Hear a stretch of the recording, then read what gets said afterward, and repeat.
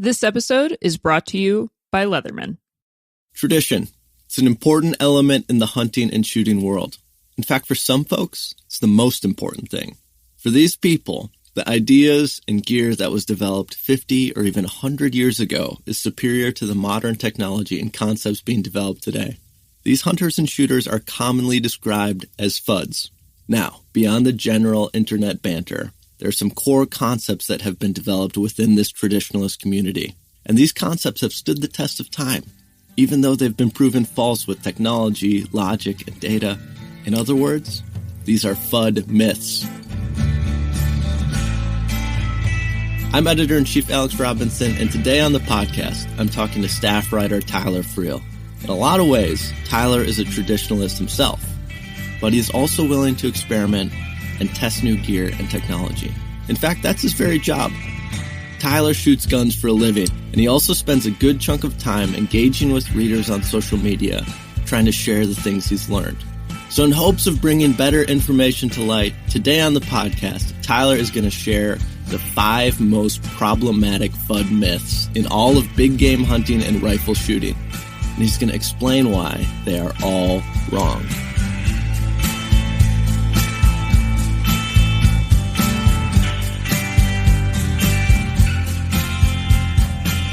Hey, Tyler, to kick us off, I think what you should do, you should define what a Fudd actually is. It opens up a can of worms, but that's what this topic is all about, is opening up cans of worms, and it might hurt a few feelings. Like, and I've had to spend some time thinking about this. So to back it up just a little bit, there's always these like kind of of the time, there's all these little jabs and insults that people like to throw around at people that don't agree with them. To these days, you see a lot of it on social media, or it's been going on for forever. Gun store counters, all this stuff. And Fudd has been one that's, not necessarily new, but it's really like kind of come into common usage recently. It could be used as an insult for sure, but it's a little different than people for a while would say, oh, boomer, like baby boomers. Oh, you're old, like old as dirt. You don't know nothing, or you're just stuck in your ways. This is a Fudd is a little different. And I don't think that people necessarily, I don't think there's like a definitive Fudd, like you are a Fudd and that's it. Fudd to me, the more I think about it, is I have spent some time thinking about this and like, all right, what is this really, what am I really meaning when I say this? Because I want to be thoughtful about it. Fudd is a mindset. So, of course, this is all based on the old cartoon for anyone who grew up in good cartoon times. Elmer J. Fudd, who was constantly trying to get Bugs Bunny or Daffy Duck or whatever. It's kind of this like, well, really is a caricature of the hunter, of the American hunter. And a lot of that is to the extreme. They're making fun of us. In the 1940s, 1950s, whatever era hunter. And as funny as it is and like outrageous as it is, there's some of like the mindset that you could just kind of relate to Elmer Fudd. Like he's both gullible, like he'll believe like just the most ridiculous stuff. Like it's wabbit season. No, it's duck season. That episode, if you've ever seen it. But he's also extremely rigid in what he chooses to believe, or like the way he does things. Like he just keeps blasting at the rabbit, like trying all this outrageous stuff to try to get this rabbit. And, it's not a 1-to-1, but like the Fuddy mindset, like is kind of gullible in some ways, or in a, I don't know, it's kind of a spider web of different facets of it. But, it can be kind of gullible, but also like people tend to be that have Fuddy ideas, or their Fuddy ideas, they tend to be very rigid in them and like ignore everything else. Like this is the way I've always done it, or this is the way sometimes it's my grandpa did it. Or there's a lot of different avenues for people to come to like rigidly believing in some of these ideas that are, I don't know, maybe that's diving, like cutting it up a little bit too much, but some of these ideas are just frankly silly. Some of them are not bad ideas. Some of them are like pretty valid, but there's just much better, efficient ways of doing things. So there's a whole spectrum there, but I don't know. That's kind of what I think of when I use the term FUD or see the term FUD or FUDdy or any of that. Like, I don't think individual people are definitively FUDs. Maybe a few are, but I think that's that FUDness is kind of a mindset, if you will, and I'm guilty of it from time to time too. And so, yeah. So to kind of put a fine point on this, it has nothing to do with age. You can be a FUD or you can have FUDdy ideas and be 25 years old. But a lot of the FUDdy ideas we're talking about are kind of older ideas. You know, they're more traditional ways of thinking about shooting and hunting that have held on despite all of this much better information that we now have, all of this much better data that we now have about hunting and shooting. But these ideas and the people who believe them, they're just hanging on. They won't let them go, and they will argue about them seemingly forever. That right? We're kind of on track. Vehemently, passionately argue about them. Okay. That's the cornerstone of this conversation is, you know, we're not picking on anyone specifically depending on age. There's a lot of older folks out there who are super spun up on all of the latest shooting technology and concepts. And there's a bunch of young people who still follow these FUDdy ideas. We're not picking on anyone age-wise, but if you are someone who believes that doing something just because that's the way you've always done it, if you're someone like that, this conversation might challenge you a little bit.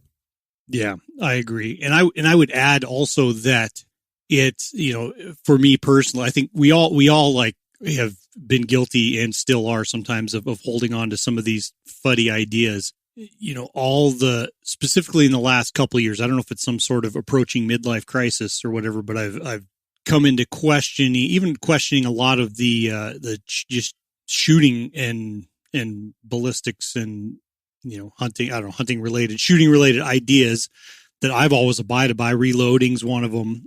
You know, our shooting editor, John Snow, and I've been writing about a lot of this stuff and really diving into the stuff recently. But the point is I've started questioning a lot of this stuff that I'm like, well, I've always thought this about bullet performance or whatever, you know, but like, does this really matter as much as I thought it did?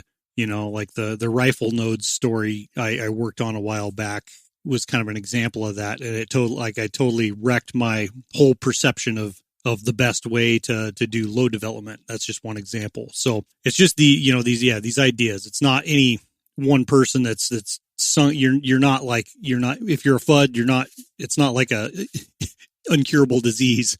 But if people, you know, listen to this think about the ideas and some of the things you practice and maybe like think outside the box or be objective. I think the crux of being FUDdy is ignoring, like, you know, thinking or operating one way and totally ignoring any evidence to the contrary that you might like not be doing things as efficiently or the best way you could, or however you want to put it. Gotcha. And before we get into the big, you know, 5 FUD myths, what's the problem with the FUD perspective? What are you missing, or what are you shorting yourself if you're one of these folks who's just like, nope, that's the way I've always done it, and that's how I'm just going to do it. And anyone else who tries to tell me different, well, they're just wrong. I think ultimately you're just holding yourself back, you know, and a lot of these things are not necessarily bad. And it kind of, you know, it's an individual thing. Like, I guess if you're okay where you're at, you're free to do that. But it can hold yourself back. And then the information that's bad, a lot of the time, the issue I have with it is there's a ton of bad information that just gets regurgitated, and like the endless cycle goes on, you know, of bad information being regurgitated, and it ultimately, you know, holds people back when sometimes there's really simple solutions to a lot of these issues that people would see more success in whether it's shooting, hunting. People could see more success, see more growth, have more fun, and be more efficient. And so, in some like shooting cases, save more money, so it's a pretty rich, deep topic, but that would probably be how I'd summarize it. Yeah. The circulation of outdated information, especially for new folks coming in and then having to decide what, we've got one idea over here and one idea over here. And the Fudd often presents their idea as this is the way it's always been. This is fact. So it's easy for new folks to get kind of sucked into that and believe that, yeah, that's true. That's what this guy's been shooting forever. So whatever he's saying must be true. Yep. And we've all been a little guilty of getting sucked into that. But if you don't believe me, all you got to do is go to any public shooting range on a busy day and listen. Just turn the volume up on your earmuffs, and it's usually the loud talkers, the real barrel chested, authoritative loud talkers that are spewing just stuff. Just smack your head and not say anything. Well, I mean, we'll probably get into a couple of those stories down the pipe here, but yeah. Let's get into it right now, actually. What is the first Fudd myth? Well, I think, and this is all kind of according to Tyler. So there's a lot of them, and it gets complex. The biggest one in my mind is when it comes to hunting cartridges, bigger is better. Magnums are king, however you want to put it. I'd rather have bigger and not need it than however you want to say it. And it's just not that simple. Is the way I would put it. I've heard, especially when it comes to, any kind of bears, big game, moose. I live in Alaska, so shoot a lot of bears and moose. Or any big game that people are in a certain circle maybe are not real familiar with shooting. Like they just think they need these massive calibers, and that massive calibers or bigger calibers are always better. It's just, and like I said, it's just not that simple. You can't just state it like that, because it's not true if you say it like that. Larger calibers, and saying that as a guy, like I've got a 375 and a 338, I like big guns too for certain purposes, but there are just so many factors when it comes to, how a bullet killing an animal, that you can't just say bigger is better or faster is better. It kind of depends on the whole picture. And, the way a bullet kills, you think about the way a bullet kills through tissue damage and, the wound it creates, blood loss and shutting down the animal's systems. And there's all sort of like fuddy side ideas around this. Like, you start thinking about, well, is the shock energy or any way people want to say it really matter? And it's like, sometimes it might, sometimes it doesn't. What really matters is the damage being done to that animal's vital organs and tissues and blood vessels to kill it. Any person that has really shot a lot of animals, even with the same gun, same bullet, similar circumstances, like they're going to react a bunch of different ways. So, you might have some drop immediately, others don't, but the common thread is you shoot an animal through the vitals with a bullet that's going to do sufficient damage, and it's going to die like pretty quickly. I'm trying not to get lost in this subject, but bigger, and I would say that larger cartridges, Magnum cartridges, a larger cartridge has the potential to do more damage, but it depends on bullet selection, velocity, and circumstance, and the animal. As a baseline for like a clean, ethical killing cartridge, as long as you do, sufficient damage to the vital organs, you have sufficient penetration and create a sufficient wound channel, like the animal is going to be just as dead as if you shot it with the biggest Magnum ever. I think the gray area is people think that Magnums offer more forgiveness. Now they can't, a heavier, bigger cartridge can penetrate better.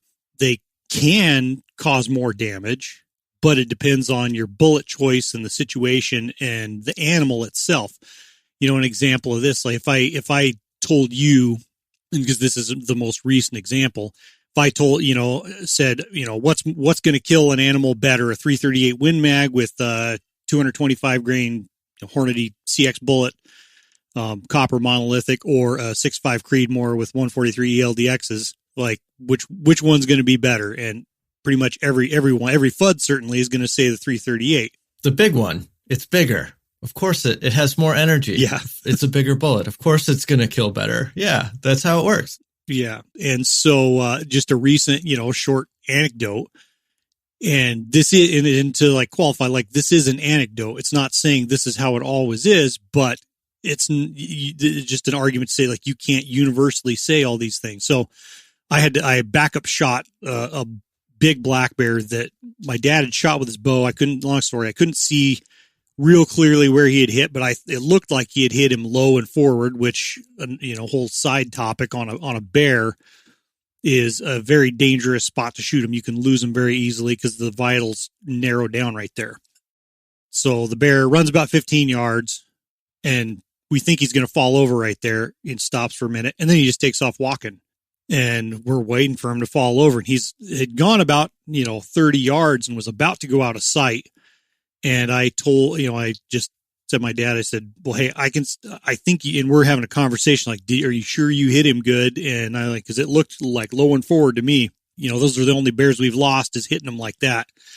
And I said, well, I can still see him. Do you want me to shoot him? And he said, yeah, go ahead. And so I shot, bear flinched. And this was a 338 Win Mag, ran and ended up running another 50 or 60 yards. And, hindsight, like it was unnecessary. He'd hit him high enough that he got through the chest cavity, but I'd quartered that bullet through that bear, came out his ribs, right through the vitals, a nice little quarter size hole. That bullet isn't designed to dramatically expand. It does penetrate, but I shot two more bears a couple days later with, the 6.5 143 and the exit wound. Well, one of them was straight in the chest. It didn't have the room to exit. The other one, broadside, like the exit wound, the wounds were bigger and much more dramatic and the damage was like more catastrophic. And the bears didn't even go as far as the one with the 338. So, it's just one example of it's not always the way you think it is. And, it kind of goes along with a lot of my rethinking how bullets kill and what really is enough and what to be sufficient and what, it just kind of solidifies that it's just not as simple as bigger is better.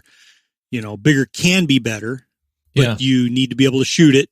You need to, know like the bullet selection and like pick the bullet for what you're wanting it to do. And for a lot of people, going with a big Magnum is just going to hurt them. It's just it's not going to kill animals any quicker, but it's going to make their accuracy suffer in practical situations. Because of recoil. And it affects everyone. Managing recoil doesn't mean like, all right, I can tough it out or I can squeeze a shot off. Managing recoil, like in a hunting shooting situation, is being able to shoot the gun, ideally stay in the scope, not get blown out of the scope, cycle the gun and shoot again quickly if you have to. Not just being tough enough to suck it up, and and when you're talking a big Magnum, it is absolutely harder to shoot them as efficiently and accurately for anyone. Yeah. Yeah. I mean, you could challenge anyone out there to take their favorite 300 Win Mag and come and shoot with you head to head on the range from the prone position. And you get to pick your favorite 6.5 Creedmoor and we'll shoot, let's shoot 50 5-shot groups.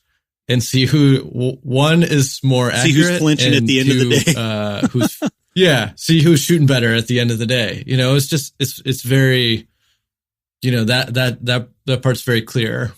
It wouldn't even take that. Just lay down and shoot a couple groups, or put a steel target at 400 yards. Not even a real absurd long distance, and just shoot 5 shots. See, what's your hit percentage going to be. And this is not a new idea, and people think like you're crapping on Jack O'Connor and all these predecessors by throwing out some of these or calling some of these ideas fuddy. And it's not. Like, those are smart guys, and they were doing the very best they could with the equipment, including Grandpa, they were doing the best they could with the knowledge and equipment they had at the time.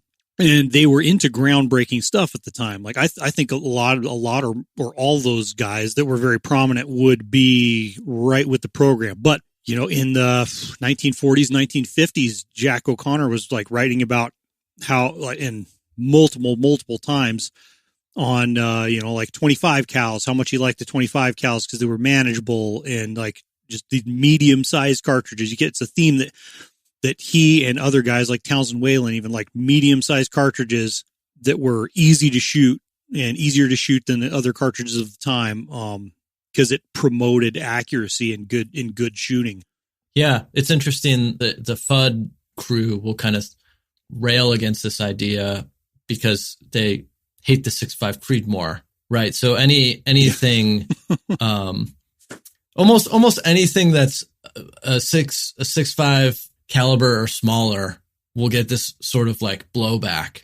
But to your point, this is not a new idea at all. People were shooting, medium-sized cartridges at big game animals way, way, way before the 6.5 ever became popular. So, yeah, I think a lot of the folks who reference this stuff just don't fully understand the history of cartridges. Yeah, because even for us, is at our age, we're about the same age.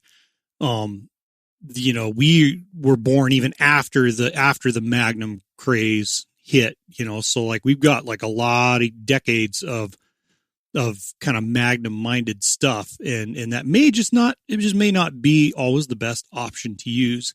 And I guess like before like wrapping up this one, thinking about how bullets kill and like what you can observe and document and kind of quantify, there's, you think about shooting, if you shot a lot of coyotes with, like a 22-250, or like the biggest wound I've ever seen on an animal was a 220 Swift on a coyote. And it, like, you could have fit a basketball through that thing. But you think about how, and granted, and coyotes are very tough, but they're small, light skinned. So they do die in dramatic fashion when you shoot them with these super high velocity bullets that rapidly expand. And I don't even buy into the energy dump thing. Because, I've been told all kinds of crazy stuff like, these big, bonded bullets dump their energy better or more efficiently somehow when they create a smaller wound than, say an ELDX or ELD match bullet in some cases. The old time Frank Glazer, are kind of one of my heroes. He's a famous Alaska market hunter. Hunted a lot of years. Market hunted in Alaska for a lot of years with a 250 3000 Savage. And ultimately, like he, in the book so about he's shooting hundreds and hundreds and hundreds of animals all the time. Of animals, yeah. And then he ultimately had said that his 220 Swift with the shitty little 48 grain bullets they had back then killed hoofed game quicker with a lung shot, killed hoofed game quicker than any other rifle he ever owned. And this was a guy who he had made so much money trapping that he would buy every new rifle that came out at the time just to have it. And, and that 220 Swift was, so you think about like, well, what might be, it's just one piece of information. You can't just take it to the bank, but what might be happening there. And there's kind of a movement. A lot of people have been shooting, starting to shoot like these, even in 6mm, like these ELD match 108s, and some other like rapidly expanding bullets with the thought process of, well, making a really accurate shot, choosing my shot wisely, and how much penetration do you really need once you're inside the chest cavity and then catastrophic damage. And, I haven't done enough of it to say one way or another or definitively, but, a couple bears I just shot with ELD, and I've had great luck with ELDX bullets over the years, and they do expand pretty rapidly. I can't say I have any complaints about them, but you think about, you start thinking about that. Well, what's going to do the damage that needs to be done to the animal? And once you have, a certain amount of damage done to the vitals, sometimes, having a bunch of extra horsepower, that energy, like, it's not like you're just, transferring energy to the animal. It's what damage does the energy of the bullet do, and this is a certain kind. I've come to think that even, people reference, how much energy does this bullet have at 400 yards or X number of yards, any way you want to frame it. But people focus so hard on caliber and bullet energy, when I think ultimately they only matter to the extent that they drive the bullet to do its job and cause the damage that needs to be done. You know, in the case of that 338 that I just used, it had way more energy, but that energy doesn't do anything if the bullet's just zipping right through the animal, or it's not expanding or that energy isn't causing the bullet to impart massive trauma. And that's the only thing. You know, some people don't want bullets that are going to give them a bunch of bloodshot rib cages and shoulders and stuff like that. But, you know, you can't really argue that it's not effective. Yeah, there's all different ways to look at, you know, cartridge and bullet selection, but we can't discuss all of those all at the same time, which I think is something that happens, you know, when we get into this is, you know, you kind of wear someone out on the facts that you just presented, but then they're like, whoa, but what about this other thing? You know, and it sort of just distracts from the point, which I think we've clearly covered here. So how about Fudd myth number 2, according to Tyler? Fudd myth number 2, which is, according to me, I think is and I used to kind of think this, you know, is like, you should be able to zero your rifle in 2 shots. None of this BS about shooting groups and you know, you go to the range to zero your hunting rifle, it should take you 2 shots. Tell me how to do it in 2 shots. Well, you have the brilliant technician behind the gun counter bore sight your gun for you. Right. And then you go out. So it's going to be, you know, it's going to be on paper. You fire 1 shot at 100 yards or whatever you want to zero it at. You measure the windage and elevation corrections you need, dial those into your scope, and fire another shot to confirm that you're right on 0. And then you're done. And sweet. Yeah. Good to go. Let's simple go as that. Let's go hunt. And unfortunately, it's just not as simple as that. That's a great way to get really close to your 0 or get close to your 0. I mean, I do it all the time for, you know, if we're reviewing a rifle and I'm just wanting to shoot for accuracy to see, you know, test different ammo I don't need it to be right on, but I need it to be pretty close so I can just go to shooting groups on the target. It's great for that. Like it's not a bad idea. It's an efficient way to go to get close to your 0, but you simply don't have enough information to know that you are even really very close to your true point of aim, point of impact. Because one shot only tells you a tiny bit of information. It doesn't tell you, I mean, 1 shot, you could be, even with a pretty accurate, like average level hunting rifle, you could be more than 1 inch from your true 0 at 100 yards. Yeah. Which starts to make a huge difference when you get out to, say, 400 or 500 yards in the real world. Yeah, and even shorter than that, you know. I mean, it doesn't tell you, you know, some of the things about your gun. And this, like getting, you know, the way and Snow just wrote that article on what, you know, we say using a 20 shots to zero your rifle, which it can be less than that, but the point is that you need more information than just like 1, 2, or 3 shots can give you if you want to have a really precise 0. And that goes hand in hand with understanding your rifle, like the combination you and your rifle's capability with a certain ammunition. You know, like as I've seen multiple rifles where they do some wonky stuff where it's, you know, they might mostly shoot pretty tight groups, but they have some what most people would just call flyers and say it was human error, but they do some wonky stuff sometimes, and you don't know any of that. And the deer I shot this last year, this whitetail I shot this last year was kind of a good example. You know, had very limited time to make sure the rifle was zeroed. I made a couple adjustments, and you know, we're all waiting to get back in, or everyone's waiting to get back in camp. I'm kind of the last guy, so trying to shoot the gun to get enough information. And I did see a couple weird left impacts. And ultimately, it just kind of had to say good enough, and it was good enough. But like it, you know, the first shot out of that system was a little out to the left, and it could have been it's close enough to hit the deer in the lungs, but it could have been kind of a goat rope if it didn't work out quite as nicely. But yeah, that's the whole point. You just don't. It doesn't give you the information, and most people. You know, it's nice to operate as efficiently as you can. Ammo is expensive. Most people are going to end up shooting 10 to 15 to 20 rounds chasing just to get on paper and chasing their bullet holes around the target to try to get there anyway, which, this is like the way we suggest doing it is kind of a whole package. Like you need to have good supports. It's not as much as it's not just shooting the bullets. It's setting yourself up for success. And that's kind of ancillary to this whole principle. But assuming like you've got good rests and, you kind of know what you're doing, you got a good system to make, mechanically accurate shots. Once you're there, man, it still like makes a big difference to fire more shots to really calculate and get a good zero for your rifle.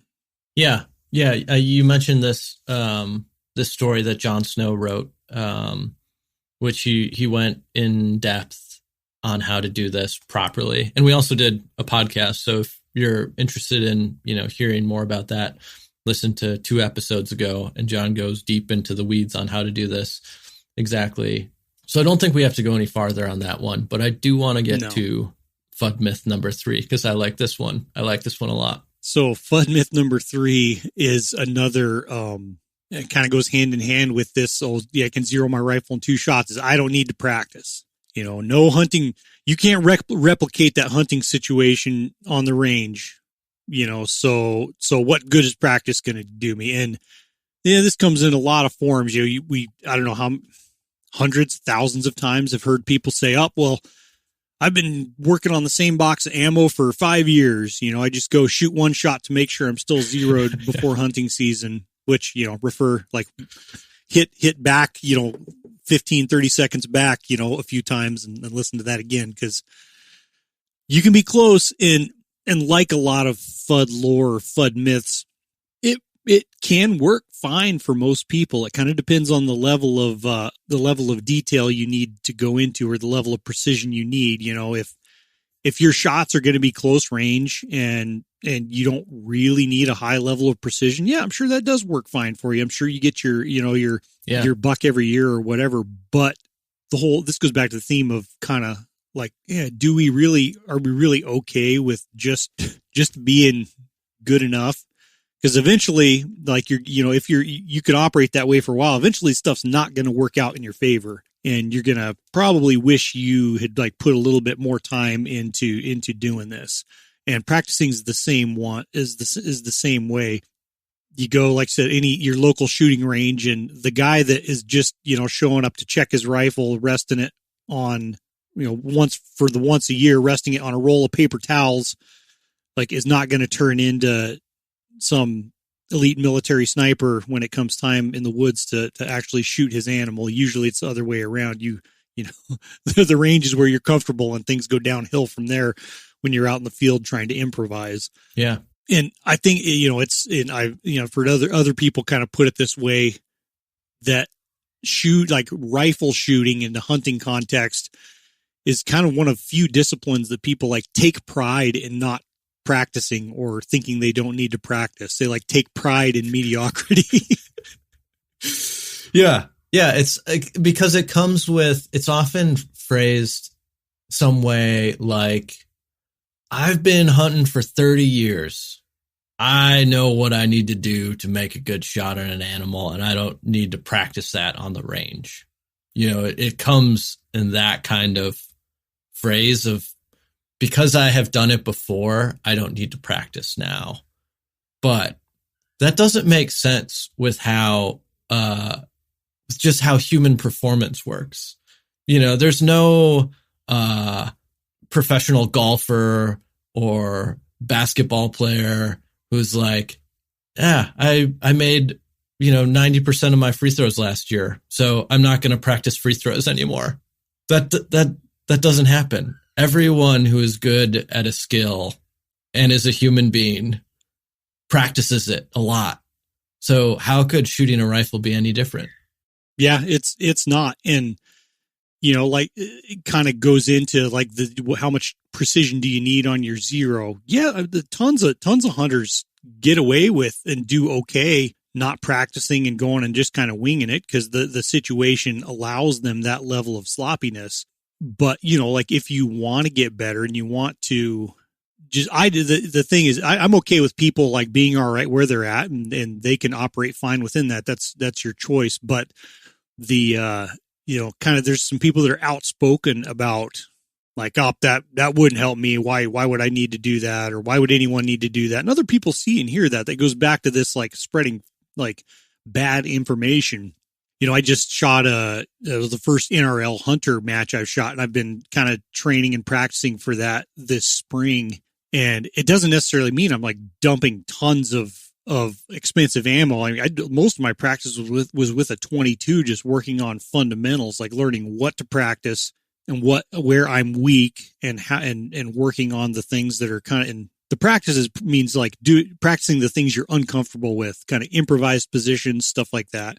Yeah. Going and just shooting prone or just shooting off a bench isn't practice. Going and blazing away at old TVs is not practice, but just a little bit of meaningful practice with a 22 and a sandbag and a tripod, or, a fence post or whatever, like, that's going to be closest to your hunting situation can really make you like much more decisive. And, like the NRL hunter thing, you hear people say, oh, that, like, oh, it's just gamers, winning that. And, why would I go shoot at this? It's nothing like hunting. And no, it's not a 1-to-1 to hunting, but the guy, Brady Allenson's a really good shooter who was following me, and I was shooting the skills division. And so I like kind of got to like watch him go through. And if I had to pick, you who only shoot, one round before each deer season, and this dude who I watched like mop the floor with these like very tough on the clock stages where you have to, carry your gear, that's the thing, gear manipulate. It's not just shooting, but whatever stuff you're going to take with you and how you're going to set up shooting positions. When watch a guy like that work, like any hunting situation, that dude is going to do better, because it's not just, having it's not practice unless you're shooting at a deer. It's like, that's not true. It's working with your equipment, getting efficient and smooth, building good shooting positions in a variety of ways. Like, it's pretty awe-inspiring watching those really tuned up shooters work, because although that may not be a direct hunting situation, in a hunting situation, they're going to be using equipment they're familiar with. They're going to know, they're going to see that tree limb and be like, oh, I could build this position on that tree limb, and I don't have to screw around with like trying to wing an offhand shot and wound something. But that's just one example. Like, you watch shooters who are really tuned up and do practice intensely. It's pretty impressive, and not everybody needs to be there. Not everyone's going to get there, but there are little things each and every one of us, I think, can do to just make it that much more certain when we're hunting, and this stuff all kind of ties together. Your hunter, your basic hunter safety class. Our job is to choose an ethical shot to take, one that we're like is within our capability, and like make and execute that shot. I think anything that we can do to make ourselves a little bit better at that, caliber is kind of irrelevant. A lot of this other stuff is kind of irrelevant, but it's developing our skills is pretty important. Yeah. Real quick before we move on, just walk through what one of your backyard practice sessions looked like for folks who might want to do some of that stuff on their own. Yeah. So this is good. And you could do it with a pellet gun, whatever, if you needed to, or just dry firing would work. And if you have the opportunity, like to go to, any decent like precision rifle instruction, it doesn't mean you have to go be a PRS shooter or a sniper or something, but good instructors that are good shooters and watch a lot of good shooters can tell you a lot of very valuable things that you're doing. For me, it was, I would get in positions and I would hunch my shoulders up and I see this in photos, and, when I see myself in old photos, it just makes me cringe, but, I'd kind of hunch my shoulders up, get on the gun instead of just relaxing and building a good position behind the gun. That's details. But so what I did when I got home was I built, and you don't need to build anything. You can use anything that's kind of at your disposal, but I built a little barricade out of pallets. So I would do so I could just use a sandbag and practice standing like resting on a sandbag, kneeling, sitting, and then prone. And every morning I'd go and I got a little stump at 35 yards or something. I just put a little, tiny target and take my 22, and I would just time myself or run a stopwatch and just go from shooting standing, move to shooting kneeling, move to shooting sitting, move to shooting prone, and, time, just keep track of my time when I was doing that, keep track of my time and my accuracy as kind of a benchmark while I was like focusing on the things like, all right, relax your shoulders, right, get straight behind the gun, focus on the fundamentals, because it all is the fundamentals, but you kind of have to know where you're weak in the fundamentals and how to fix it to really improve. So that's basically all I did. I mean, I shot out at distance a little bit, but it's all really 99% of it is just fundamentals, especially for a hunting situation where, I mean, the vast majority of people probably shouldn't be shooting at critters beyond 300 yards anyway. So,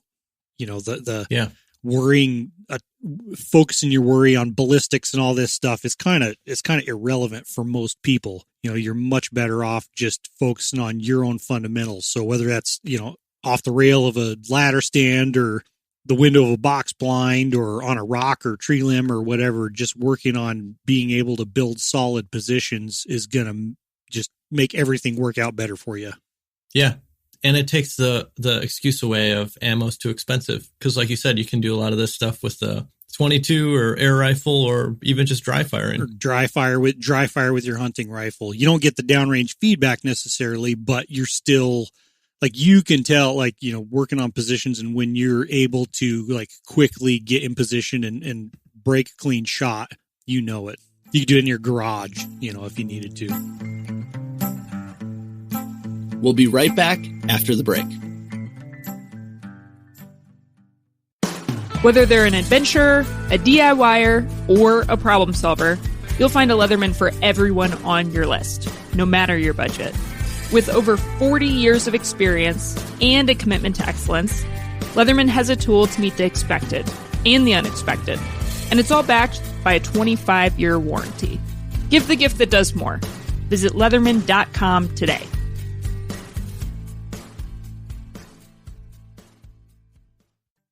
What's myth number 4?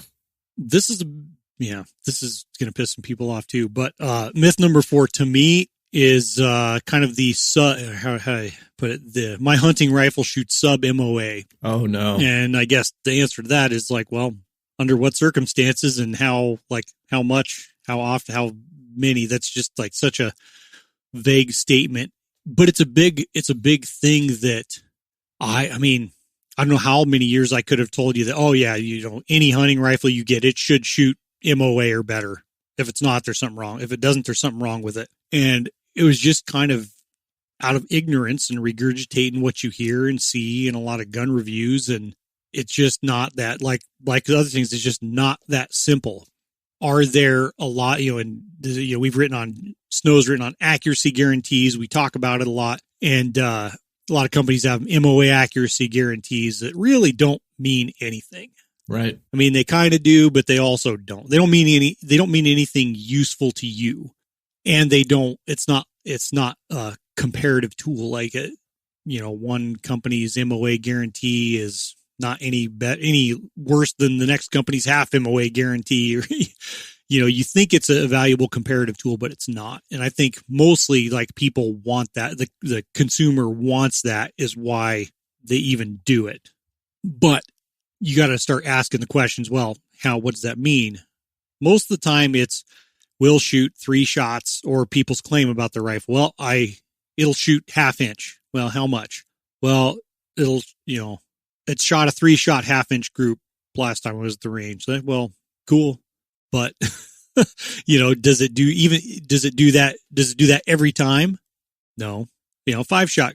Yeah. MOA. Like, does it do that every time? Most of the time, no. Even really accurate hunting rifles, like, a lot of them, they will not shoot 5-shot groups under MOA every time. And it's because they just in that sample size. And this is something we've been diving into big time over the past several months, but the variability just within the same gun, same ammo is too great. The sample size is too small for 3s and 5s that you get too much variation. You can't like make any assertion based off that. Even average, it's not conclusive. Even the averages, like you average 20, because we just tried chasing this rabbit hole for a while of shooting 35 shot groups, 45 shot groups through a gun, and the average is this. And we might have an idea what that means, but from a practical sense, it doesn't tell us like the limits of that rifle's capability. Like, what can you really expect?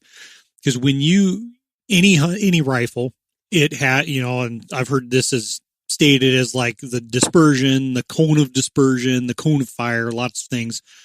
So every bullet that comes out of that rifle barrel, say, just for argument's sake, we're using the same variable, same ammo, same conditions, same position. Every bullet that comes out of that barrel is going to land somewhere within a certain sized outer limit circle. Everyone likes to think that, my rifle will regularly shoot 3-shot groups under MOA. So that circle is MOA, and I can make decisions on shooting farther distances based on that. Or that they just say that, and a lot of it's just ego and bragging, is that's what this rifle is a MOA. But that's just not the case, because you increase the sample size, and even if it's increasing, and we've seen this, at our gun test, you increase the number of 3-shot groups. You keep shooting 3-shot groups, and you might have, as we saw this, like 5 3-shot groups in a row that are 1/2 inch or less, and then one that's 1.5 or 1 1/4, because you don't have, and you might get that extreme spread the first group, the third group, or you can't really predict where in that circle each individual bullet's going to fall unless you can start to do it with larger sample sizes and using, like we've started using mean radius. And it's kind of nerdy. The average hunter probably doesn't need to worry too much about it, but it's just to clarify, you need to be like, mean radius takes every shot out of like a 20, 30, 40, 50 shot group into account. And you can start to predict is like, there's a, however many, high percentage chance that this bullet is going to land this close to the center of the group. And like I said, that's beyond what most people are even give a shit about. But you're right. Your hunting rifle, is not MOA mostly. There's been, went back through 54 maybe rifles that I've reviewed and tested and reviewed in the last 2 years. And I think only 2 of them could, with any sort of reliability, I think only 2 of them I recorded 20 shot groups that were less than 1 inch. Yeah. Let's dig into that, because I think this part's really important. So of all those rifles you're looking at, and you've recorded the groups that they've shot. So you go back and you look at them all. That's not to say that they haven't shot sub-MOA groups. I'm sure all those rifles in that list have shot at least one sub-MOA group. But if you add those groups, you aggregate those groups into a 20-shot group, almost all of them are beyond MOA. They're larger than 1 inch, right? That's what you're talking about. Yep. And and this whole comes into just change. I've changed my expectations maybe, because you can't change reality, but you might have to alter your expectations of a rifle depending on what you're talking about. And I think the whole, the Fudd issue with this topic is that no one's talking about the same thing, is kind of the only real issue I have. You can call your rifle a bug hole zinger whacker, whatever you want to call it. And if that's what it is to you, then that's good for you. But the problem comes when you're talking to other people about it, or trying to compare, what you think your rifle is to a result of a rifle someone else has, or you might be considering buying. And that's most of the feedback we get is, well, you tested this rifle. This rifle's way better. You should be able to get way better accuracy. It's well, what are you talking about with your accuracy? So at least in what we're doing, we're trying to standardize how we're talking about these things in a useful way, in a way that's useful to the end user. Anyone can go to the range with a lot of different rifles, and you end up getting a bug hole group that you take a picture of because it's not normal and it doesn't represent what that rifle normally does.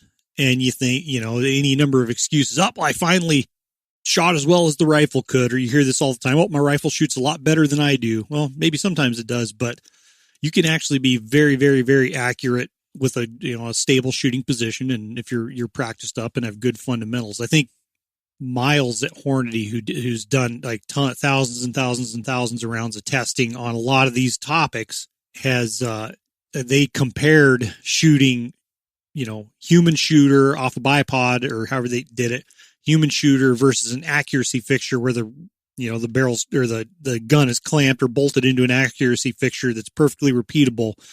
And it's like, I think they found, there was only like a 1/10 of an MOA difference in accuracy. Now, like there is a human element, but anytime you're shooting your hunting rifle, there's going to be a human element too. So that's not an invalid thing to consider. If you just want to feel good and you want to brag, you can say, oh, well, my rifle's capable of it, but I'm not doing my part or something. But it's just kind of bullshit excuses that a lot of people, including myself at times, of like, because that's just the way you do it. And that's why it's funny, because you don't really think about it. It's just the way you describe things and the way you operate. But if you really want to know, I'm shooting this rifle out to 300 yards, maybe on whatever I'm hunting. I want to know with this ammo, like, what can I expect? And you shoot, it starts to become valid at like 20, 30 shots, and not for the Fudd answers. Oh, well, who's going to break 20 perfect shots in a row, or who's, why are, that your barrel's going to get hot. Who are you? Can't, like, no, you don't have to do it all in a row.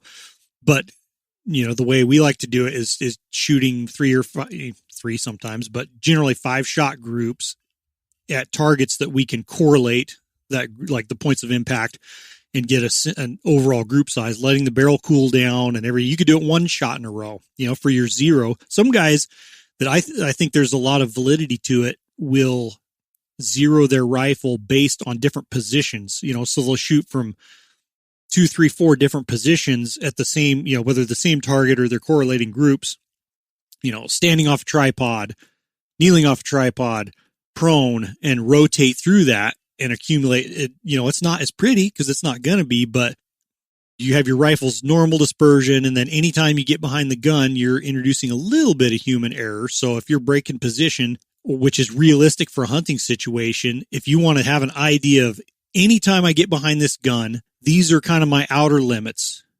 Even at just to know that, you need more shots. And it's valid. Like I said, it might not make you feel good, but at least you have some sort of a valid number, so you're not surprised and you can make better decisions on that.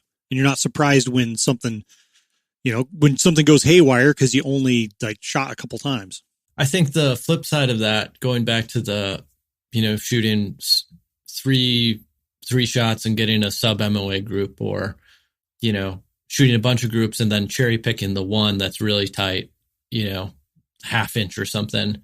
I think the problem with that is that, well, I think there's two main problems with that. One, it's like what you said earlier, is there's this idea that any good rifle should shoot sub MOA. So then if yours doesn't, it's a shitty rifle. You're going to feel some sort of pressure. Yeah. Yeah, you're going to feel some sort of pressure to make sure that it does somehow. Yeah. So either if you're doing it honestly, you're going to be running through different types of ammo and doing whatever you can to try to get down to this elusive MOA. Or if you're maybe not doing it quite so honestly, you're just going to cherry pick the one group. Yep. And use that to tell yourself and to tell social media, yup, my rifle, just like all the other good rifles out there, shoots sub MOA. Yep. So that's kind of creating unrealistic expectations of what, modern hunting rifles and ammo do. Yeah. And then 2, I think people will then use that as a basis to take longer shots that they maybe shouldn't be shooting at, shouldn't be taking these longer shots if they're really honest about what they are printing at the range with their hunting rifle. So I think those are 2 real problems with this Fudd idea of like, yup, my grandpa's old 30-06 is a MOA. We'll shoot MOA all day. Like, it's fine to say that if you just want to say it and you're only going to shoot at 100 yards anyways. Yeah. But if you're putting that out there as some sort of data point for other people to interpret and base their shooting off of, or if you're using that to be like, well, I can easily take a 600-yard shot with this rifle. Shoot sub MOA at 100. I'm good. Now we've got problems. Yeah. And, kind of to like wrap this up with some actual, not just anecdotal and speculative stuff. I'm just looking real quick for this target. Yeah. Because this is one good example. And I've been doing a lot of comparing, even because a lot of this is such a deep subject, but people do a lot of talking of, 3-shot group versus 5-shot group and barrels heating up. And I've been shooting a lot of 3-shot groups and 5-shot groups and some larger groups and just to see like what'll happen. And so I've heard people describe, my hunting rifle's MOA. So it'll shoot sub MOA every single time I lay down, or almost every single time, except when I mess up, which is there's always the mulligan thrown in there. And then, like you said, they will make decisions based on that. And if you start saying, well, why don't you do a 5-shot group or a little bit larger group? And well, it ends up coming into error, but they say, well, it'll shoot this tight reliably. So that's what I can take to the bank as far as predictive performance, but it's not how it is. So a good example of that is this Springfield 2020 that I reviewed a little earlier in 7 PRC. And it genuinely is like an accurate hunting rifle. Like there's nothing wrong with it at all. I shot a series of 7 3-shot groups, so 21 shots. And the first one is 0.200 inches. Done, hanging it up for the day. Can't get any better than that. That's what that gun shoots, right? That's a quarter MOA, baby. Put that on Instagram. Yeah, we're good. So then you shoot then it's a 0.889. Still awesome. Great group. 0.618. Nice group. 0.794. 0.713. 0.654. 0.905. All 7 groups under MOA. Several pushing half MOA groups. Like that gun surely is under minute of angle, right? Well, the problem is that even if you don't get off the gun, because there is some difference when in conditions and when you lay down, you break position and get behind the gun again, but not that big. The deal is that those groups move around, just part of the natural dispersion. That's why you get some bigger groups and some really tight groups. It's just random distribution of how those shots are going to land within that circle we talked about earlier. And then when you combine those are excellent groups. Like no one would argue with how well that rifle shoots. That's a good shooting rifle, but it's not all the information you need to make a good assertion of how, what are the limits that rifle is going to shoot within. When you correlate or overlay all 7 of those groups, it has a total group size of 1.70 inches. And that's not bad. That's a good shooting rifle. No. Now, really good shooting rifles, like 20, a 20-shot aggregate, they seem to be around 1.5 to 2 inches. If they're really good shooting ones, like that new Socko we had at the gun test was 1.1, was with the best ammo. That's excellent. Yeah. And with that Browning X-Bolt was one of the 2 rifles out of the last 54, actually more, including the ones we shot at the gun test. So over 60 rifles. That one, I had 2 different loads that recorded sub ammo. One was 0.6 something and one was 0.8 something, 20-shot aggregates. That's incredible.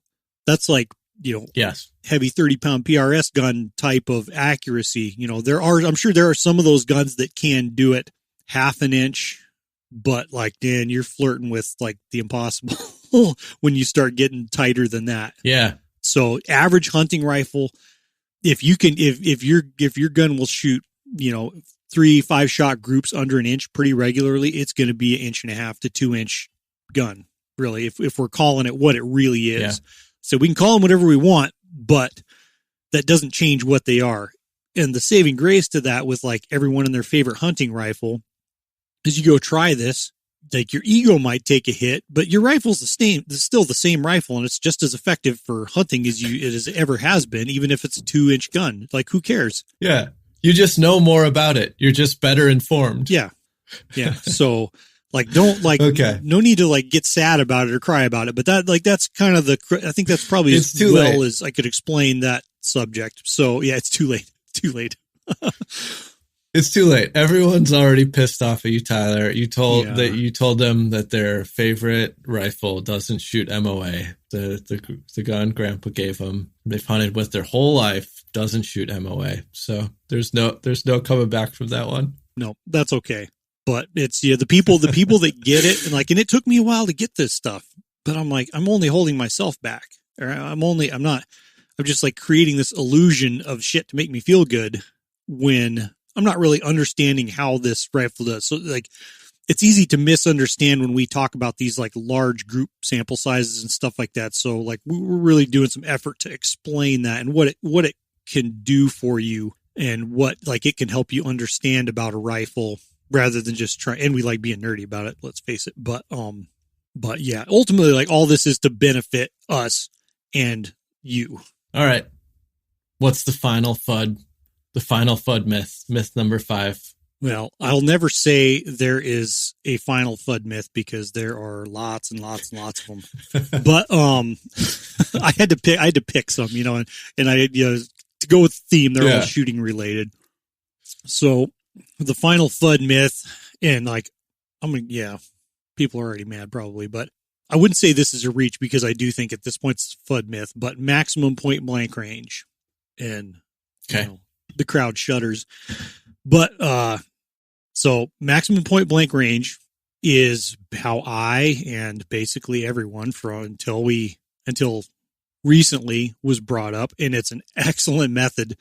It really is a very good method for zeroing your rifle so that you can shoot accurately out to out to X yardage with a given caliber bullet based on the ballistics. So what you're doing is, a lot of people have heard the crude version of this, is you just hear an old timer say, sight your 30-06 in for 3 inches high at 100 yards. That way you'll still be on at 350 yards, basically. Basically any old school hunting guide anywhere will tell you to do this because they don't want to mess around with different ballistics and they don't trust their clients. So they're just sight in at 2 inches high at 100 and we'll call it good. That's the crudest understanding of this.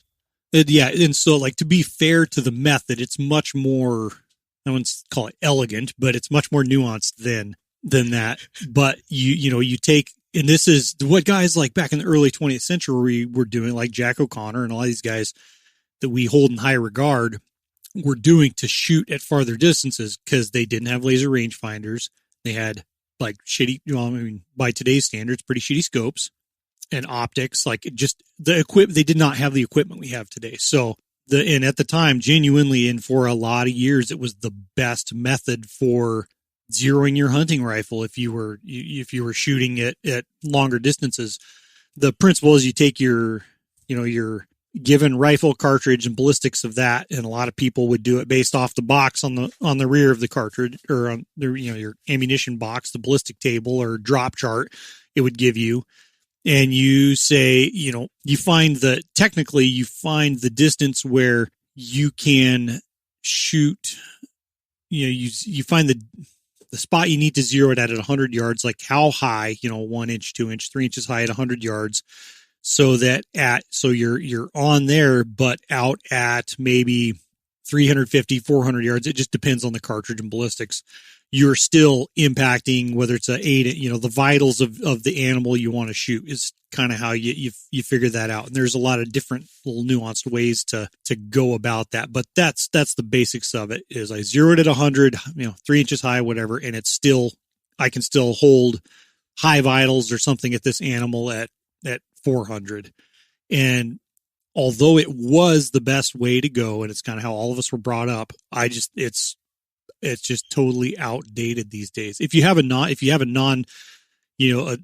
second focal plane or a non-adjustable, non-turret adjustable scope, it's still a good method. It's still a good way to go, but it's just so much better and more precise to range and dial nowadays. There's custom dials that are marked in yardage, which you can kind of set for your area conditions, basic conditions that you're going to hunt in. And I've done that for years for my sheep rifles. You can have just basic turrets and a little drop chart that you just dial up to. The problem on paper, maximum point blank range works really well, and it does work really well. But what no one accounts for, and if a super Fudd is using maximum point blank range, because they also are not taking into account their rifle, them and their rifle system's level of precision into that. So on paper, yeah, you shoot, you zero 3 inches high at 100, it's going to be still hitting the bottom of the vitals at, at X distance, whatever distance that is. But that doesn't account your rifle's dispersion. And like we said, if you're doing that, you probably aren't like getting a really precise zero on your rifle.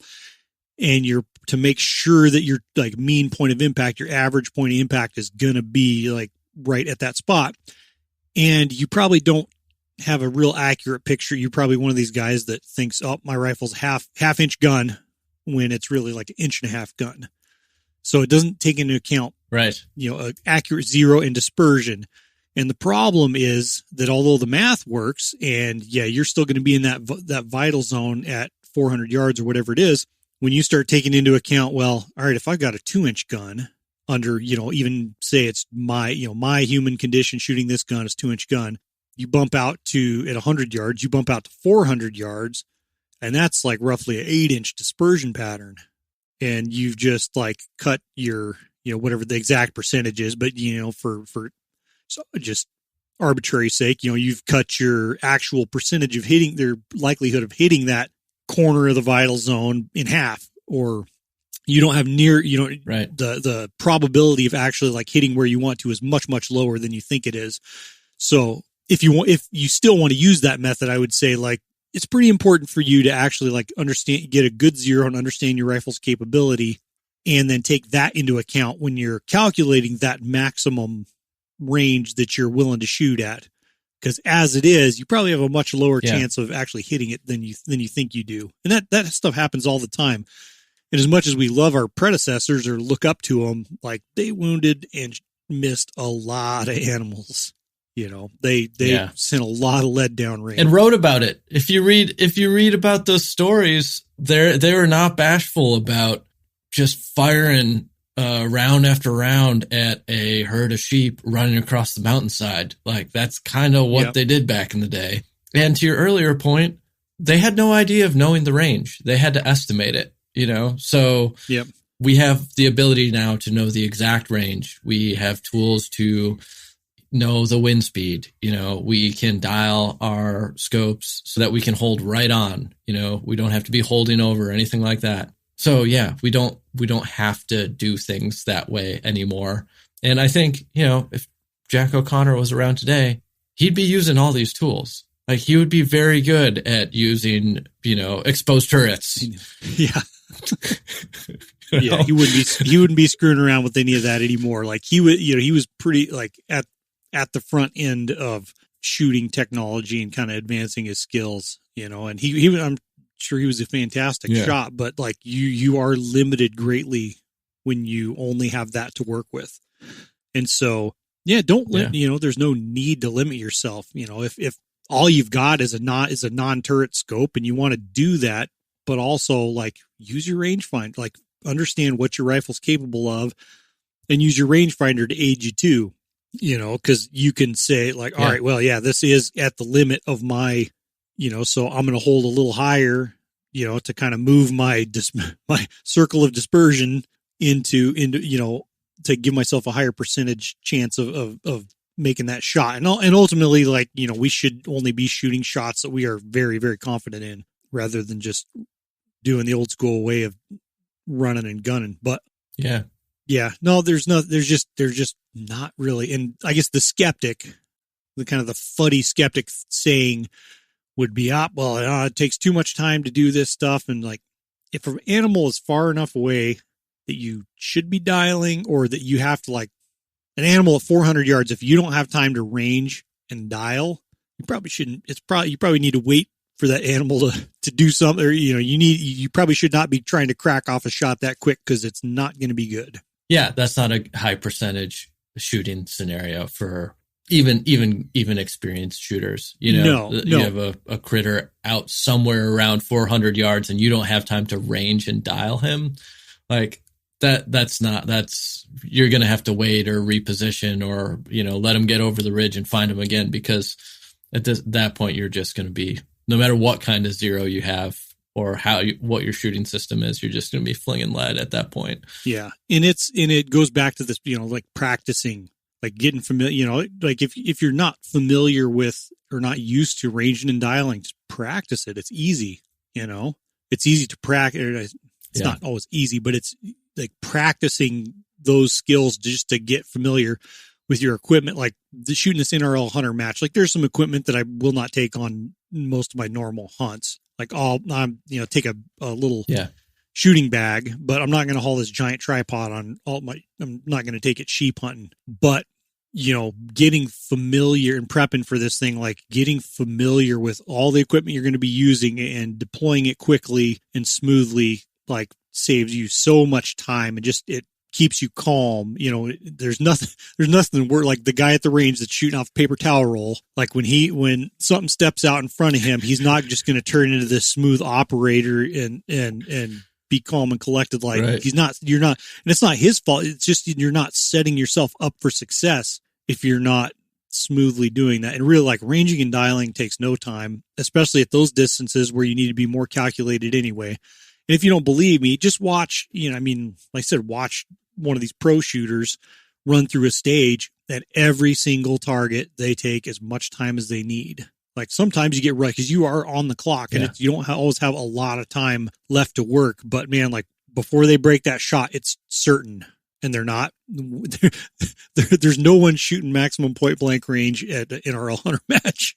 And that's a lot of target. You get some far targets, but a lot of targets between 250 and 500 yards, a lot of targets, you know, like ranges that most Western hunting would be considered pretty normal rifle hunting ranges. Yeah, because they don't want to guess. They want to hit what they're shooting at, and they want to have it dialed in and confirmed the distance. Yep.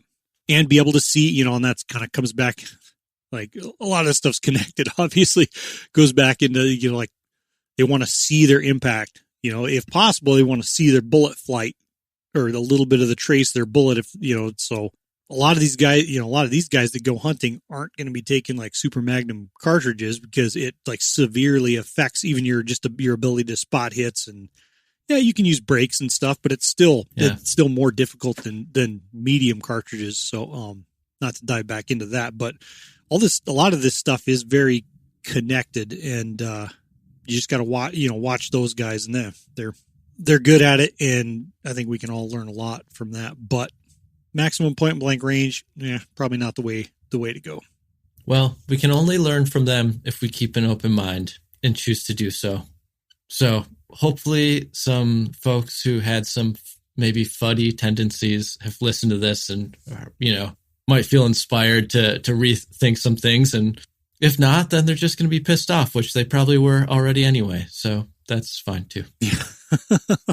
Yeah, that it's for me, it's made me think of a lot of the things I've just done and said and the way I've operated over the years and everything, you know, caliber to bullet construction, things like that. I'm like, yeah, was I really right thinking this way? Like, does this really matter this much, or is there maybe a better way? No, I mean, just the effort to improve and not waste my time and hopefully put out good information is kind of first and foremost. Yeah. Well, thank you, Tyler. And look out for this story on outdoorlife.com. And of course, you can also see it on social media where you can leave all of your comments for Tyler and he will read and respond to all of them. Yeah, we'll see. I've been known to hurt some feelings from time to time, so that's okay. Bring it on. The Outdoor Life podcast is edited by Mike Pedersen of 85 Audio. It's hosted by our editor-in-chief, Alex Robinson. It's produced by me, executive editor Natalie Krebs. To read Tyler's full story and to shake off that Fudd mindset, go to outdoorlife.com/Fudd. That's Fudd. Music in this episode is composed and performed by Pierre Locatelli via APM Music.